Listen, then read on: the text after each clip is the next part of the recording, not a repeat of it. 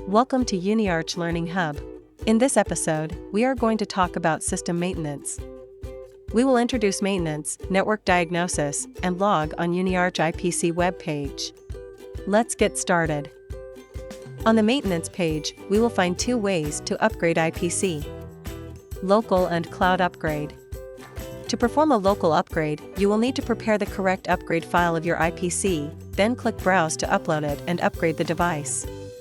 If the system is connected to Uniarch Cloud, we can perform a cloud upgrade. Click Detect to check for the new version.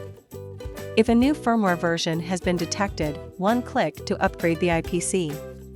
Under Configuration Management, we can restore, import or export the configuration settings of IPC. Two restoration levels are provided here. One is default. It will restore all the settings to default except network and user settings. This level is the more convenient since it will keep our current network and password settings. The other is factory default, which restores all the settings to defaults. To import configurations that we have backed up, click Browse and select the configurations we want to import. The camera will restart when the configuration file is imported successfully. We can also export the configurations, and then import the file to other cameras of the same model that require the same configuration settings. Next is diagnosis information. In this area, click Browse to set the folder location. Collect Image Debugging Info is selected by default. The file we exported from here will include operation logs, system configurations, a live image, etc. Below, we can restart the device if needed. Now let's move on to Network Diagnosis page. This page provides the tool to capture network packets when connection issues happen to IPC. You can specify or filter some IP addresses or port numbers.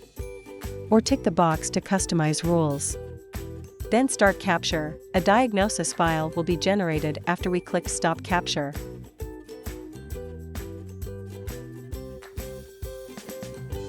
The last topic is log. This page records every user performed operations on this device. And it's also a very convenient and easy way to check if the operation is performed successfully. Select the period, main type and click Query. It prompts us all the results based on the search condition. Click Export to save the logs. By analyzing logs, we can keep track of device operation status and view some detailed information.